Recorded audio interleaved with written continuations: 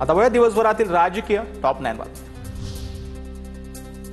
आम्हाला नथुराम गोडसे व्हावं लागेल, कीर्तनकार संग्राम बापू भंडारेची बाळासाहेब थोरातांना धमकी।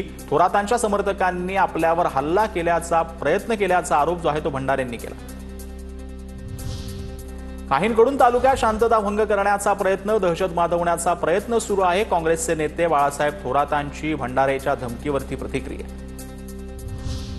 नवी मुंबईत संजय शिरसाटांविरोधात पवारांच्या राष्ट्रवादीच्या सिडको भवनावर मोर्चा। रोहित पवार आणि शशिकांत शिंदे ही सहभागी। शिरसाटांवर 5 कोटींच्या भ्रष्टाचाराचा आरोप। रोहित पवार आरोप करतात त्यांनी पुरावे दिले पाहिजे, पुरावे न देता आरोप करणं योग्य नाही। शिरसाटांनी शासकीय जमीन बिवलकरांना दिल्याच्या आरोप प्रकरणी मुख्यमंत्री फडणवीसांची प्रतिक्रिया। संजय शिरसाटांविरोधातील पुरावे देईल, मुख्यमंत्री फडणवीसांनी भेटीसाठी वेळ द्यावी। रोहित पवारांचे ट्विट करत मागणी। मुंबईतील वांद्रे परिसरात उपमुख्यमंत्री एकनाथ शिंदेंच्या उपस्थितीत बैठक। महापालिका निवडणुकांच्या पार्श्वभूमीवर शिंदेंच्या शिवसेनेची बैठक। एका नवीन ॲपच्या मदतीने पदाधिकाऱ्यांची नोंदणी जी आहे ती करण्यात येणार। मुख्यमंत्री देवेंद्र फडणवीस आणि उपमुख्यमंत्री अजित पवारांचा एकाच गाडीतून प्रवास। अजितदादांच्या हाती गाडीचं स्टेअरिंग। दोन्ही नेते उपस्थित।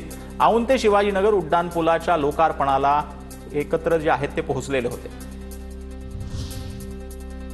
पुण्यात उड्डाणपुलाच्या उद्घाटनावरून महायुती श्रेयवाद। उद्घाटनापूर्वी भाजप आणि राष्ट्रवादीच्या पदाधिकाऱ्यांकडून घोषणाबाजी।